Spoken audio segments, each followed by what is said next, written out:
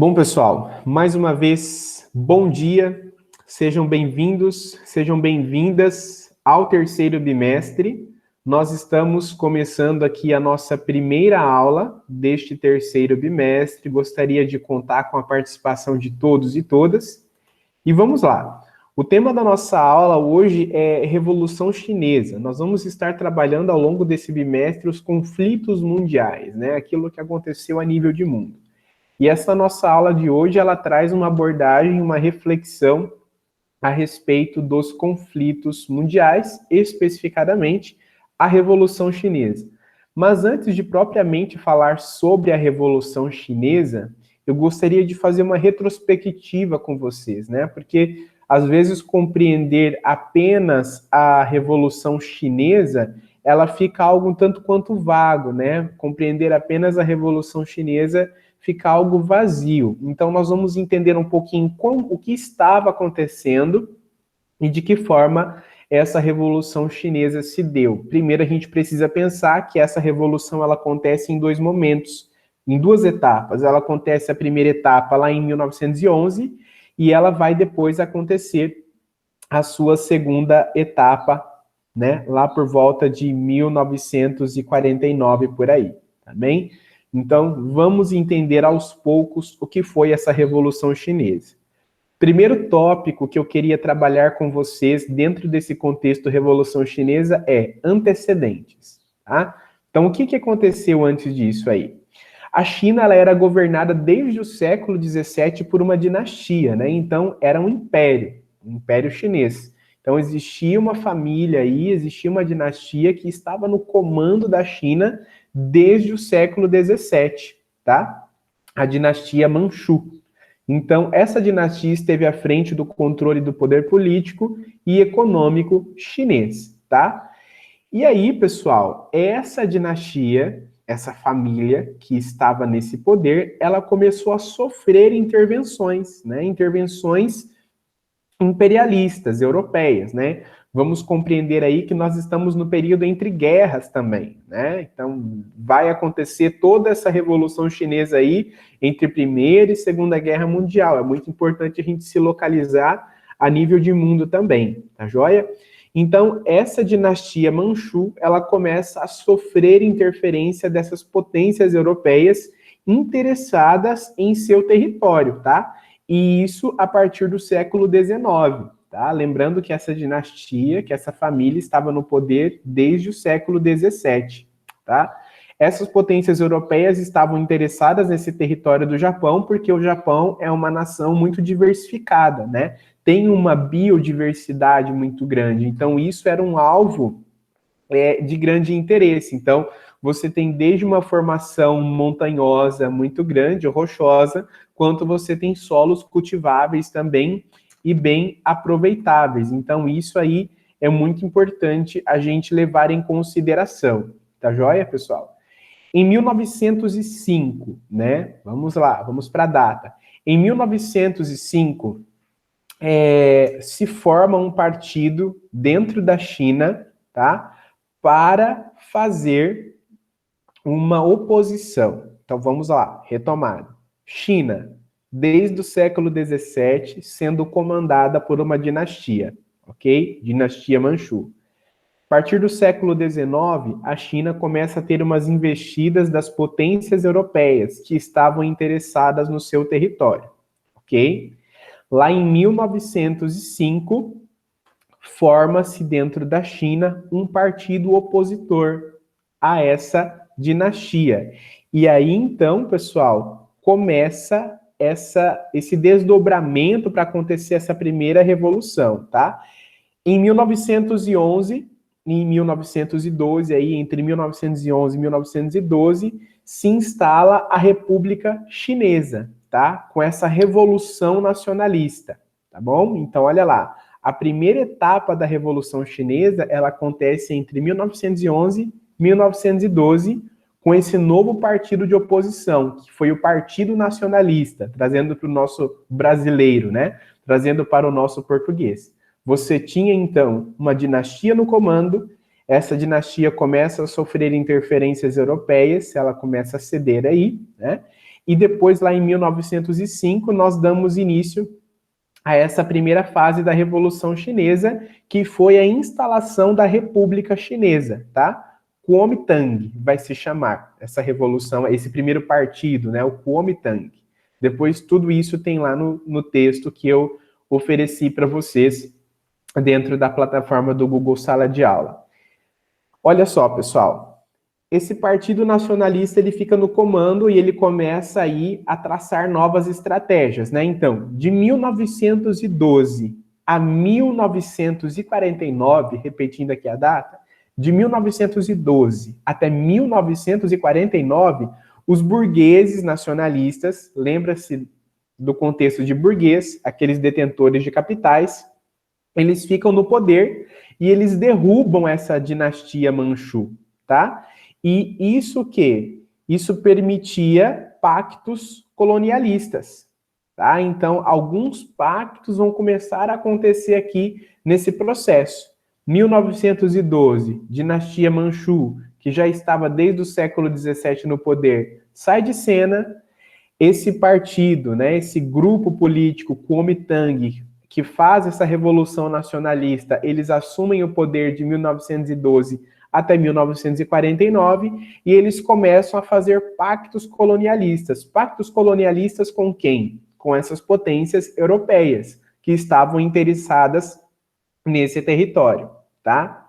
Agora, em 1921, pessoal, no meio desse poder, no meio desse governo aí do partido Kuomintang, no meio dessa revolução nacionalista, surge o PCC, lá em 1921, Partido Comunista Chinês. Tá? Então, em 1921, surge o PCC, Partido Comunista Chinês.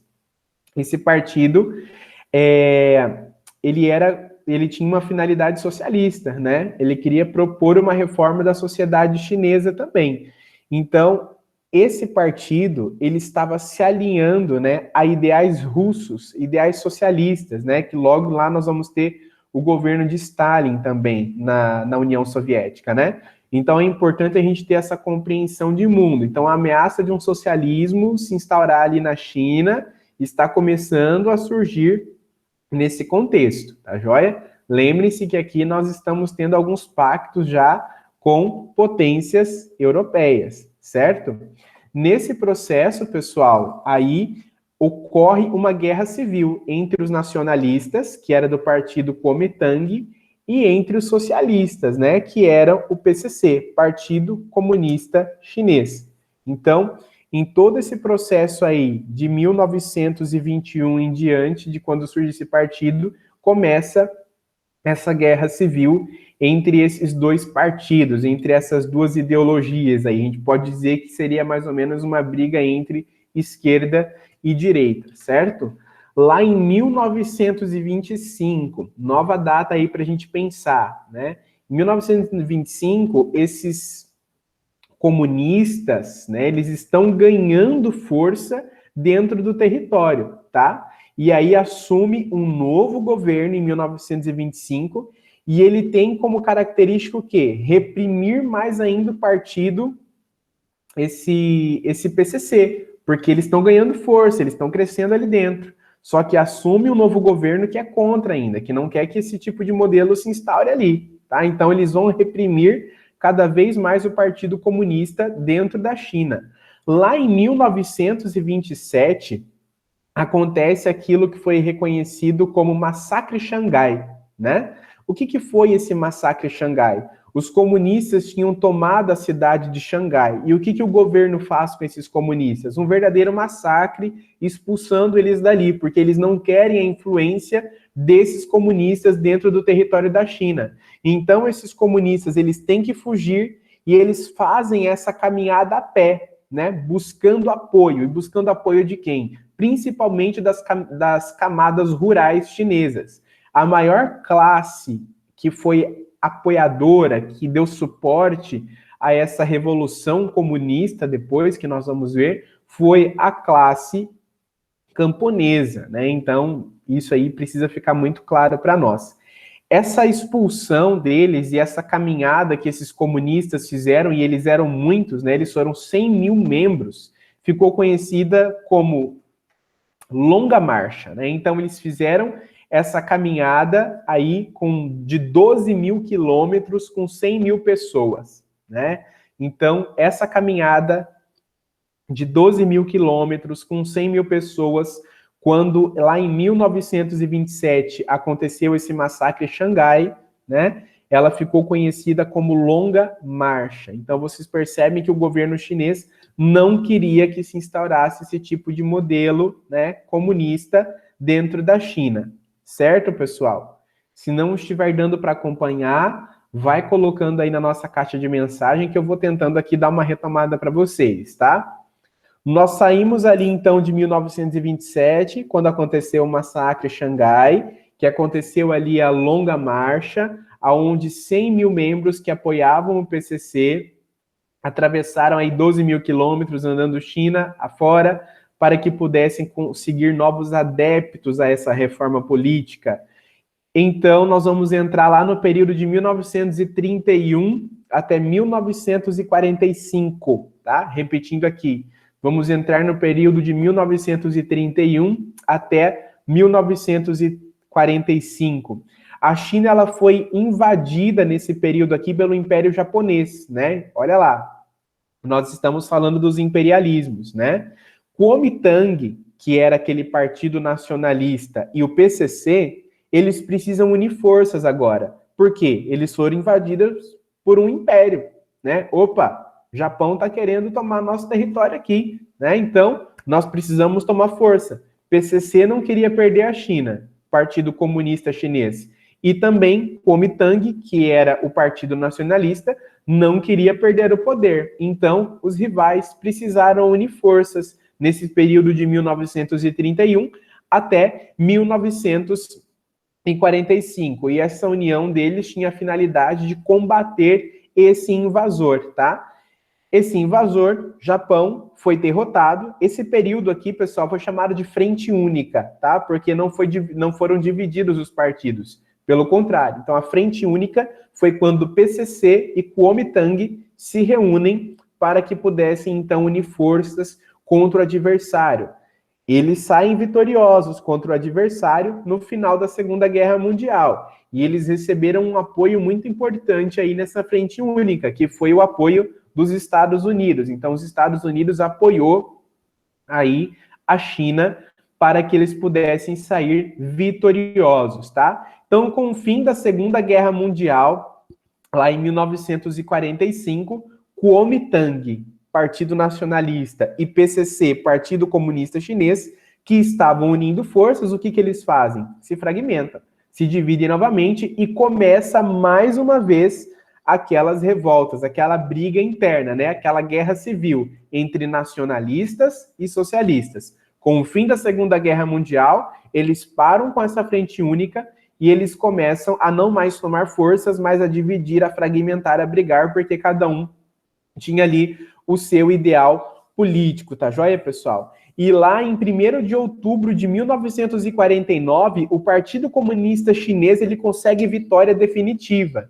instaurando aí, então, o governo socialista. Então, olha só, isso aqui é muito importante a gente perceber, porque aqui nós temos um divisor de águas, né? Qual foi a primeira Revolução Chinesa? A primeira Revolução Chinesa foi em 1911, quando se cria um partido, né? O Partido Nacionalista, que foi uma revolução nacionalista, que foi Kuomintang. Então, a Revolução Chinesa ela é dividida em duas etapas. A de 1911, quando derrubam a dinastia Manchu, que já estava desde o século XVII no poder. Então, primeira Revolução Chinesa. Aliás, a Revolução Chinesa ela é dividida em duas etapas. A de 1911, quando derrubam a dinastia Manchu, e a segunda etapa lá em 1949, quando o Partido Comunista Chinês ele derruba o Partido Kuomintang, né, que era o Partido Nacionalista. Tá joia, pessoal? Até aqui tá ficando tudo claro para vocês?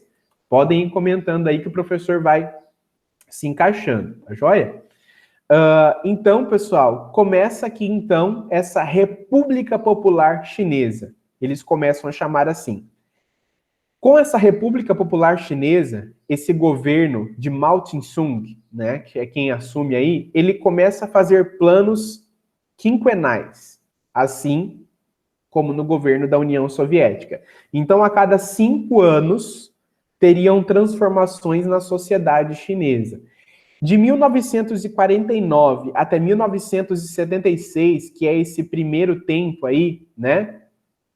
Mao Tse-tung, ele propõe a primeira reforma, né? Então ali ele vai começar a mudar alguns estatutos, algumas questões internas ali para aderir a esse novo modelo econômico, tá? Então começam as primeiras transformações.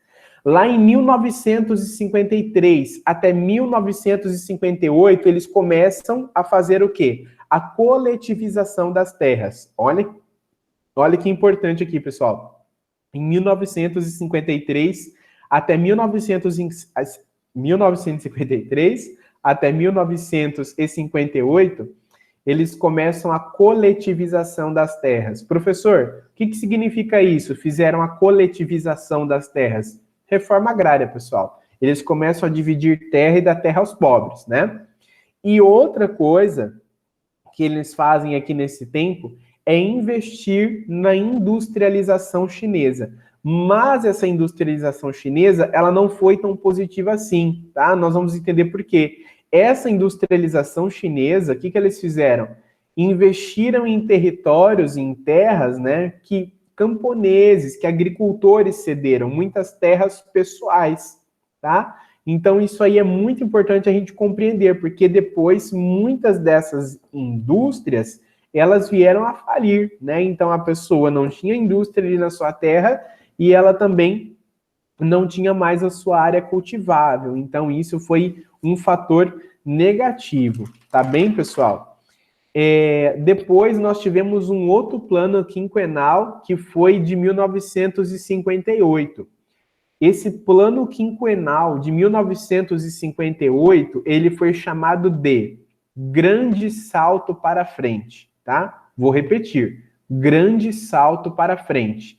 Neste plano de 1958, começam as comunas populares. O que eram essas comunas populares? Foi um grupo de 20 mil famílias que começaram a se organizar, né, para que acontecessem aí nos seus pedaços de terra as indústrias siderúrgicas, tentando o quê? Qual era o objetivo? Modernizar a China. Então, muitos trabalhadores rurais receberam indústrias e isso causou o quê? Causou fome, porque eles já não estavam cultivando mais, eles já não estavam produzindo mais. Muitas dessas famílias que fizeram parte dessas comunas, desses grupos familiares que se reuniram para montar indústrias, começaram a passar fome, né? A China, então, sofreu com fome, ela começou a sofrer com alterações, variações climáticas. Por quê? A questão agrária, ali em 1958, ela começa a ser deixada de lado. Eles começam, a partir dessas comunas populares, desses grupos de família, focar na industrialização e na modernização da China. E isso causou uma grande dificuldade, porque boa parte dessas famílias, volto a repetir, vivia de uma agricultura de subsistência, plantavam aquilo que eles poderiam consumir e pouquíssimo para o seu comércio ali, né? Então, com as suas terras tomadas pelas indústrias siderúrgicas, isso começou a causar fome, entre outras desordens na sociedade, tá bem? Isso foi em 1958, tá bom, pessoal? Lá em 1966 até 1976, começa aquilo que se chamou de Revolução Cultural Chinesa. Repetindo, de 1966 até 1976, começa aquilo que se chama de Revolução Cultural Chinesa. Vamos entender o que é isso. A Revolução Cultural Chinesa compreende-se o quê? A China estava recebendo muitos reformistas que gostariam de abrir o mercado chinês, que era fechado até então, né? Eles queriam diálogo, essas influências reformistas queriam que a China dialogasse com uma economia capitalista e não apenas socialista, né? Trabalhadores e estudantes, influenciados pelo governo até então, começam a quê? A combater o inimigo capitalista, porque eles colocavam que o capitalismo seria uma grande ameaça para a ordem da China, né? Seria o grande vilão da história, tá? Só que lá em 1976, o então governante Mao Tse-tung, ele morre. né, em 1976. Com a morte dele, que era um braço forte, grande defensor do total socialismo, os reformistas começam a ganhar força. Então, a China, ela assume aquele modelo econômico, uma nova postura que perdura até os dias atuais, né? Professor, que postura é essa? Que modelo econômico é esse? É o socialismo de mercado. Tá, professor, o senhor está querendo dizer então que em 1966 até 1976, a China começou uma revolução cultural com transformação de pensamento, o capitalismo querendo se fazer presente na China, mudando um pouco a lógica das coisas, e o ponto forte para dividir isso, o ponto forte para a China se abrir, foi então com a morte do então governante Mao Tse-tung em 1976? Exatamente, porque ele era o braço forte que não queria nenhuma influência capitalista. A partir disso, então, a China adotou essa economia de mercado que eles têm até hoje, socialismo de mercado. O socialismo de mercado, ele consiste em quê, pessoal? Ele permite a iniciativa privada, não é tudo estatal. A iniciativa privada é permitida, porém, nas grandes empresas, o Estado, ele é acionista. Ah, professor, mas aí é de boa, se nas grandes empresas o Estado tem ação, né? O Estado, ele quer se fazer presente nessas empresas. Essas empresas não vão ter monopólio sozinha, não. Ninguém pode ser maior que o Estado. Ninguém pode ter controle sem o controle do Estado. Só que eles não têm qualquer tipo de ação.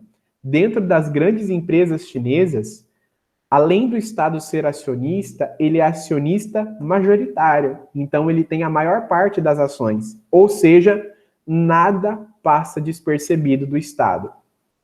O que isso quer dizer? Então, é um socialismo de mercado, é um socialismo regrado. Tudo bem, vocês vão ter iniciativa privada, mas o poder maior, ele ainda continua na mão do Estado. Tá joia, pessoal? Essa foi a nossa aula sobre Revolução Chinesa. Parece uma coisa muito difícil, mas não é, né? Revolução Chinesa dividida em duas etapas. 1911, quando eles conseguem derrubar a dinastia Manchu, e depois 1949, quando então cai um modelo partidário nacionalista e assume então o Partido Comunista Chinês, tá? E esse Partido Comunista Chinês, ele vai se fragmentando, vai se moldando até chegar nesse socialismo de mercado que nós temos hoje, tá bem, pessoal? Espero que vocês tenham conseguido entender o conteúdo. Eu encerro a gravação agora para ficar salva essa videoaula para vocês. E logo após, eu vou estar aqui também para dar alguns recados e tirar dúvidas. Obrigado pela participação.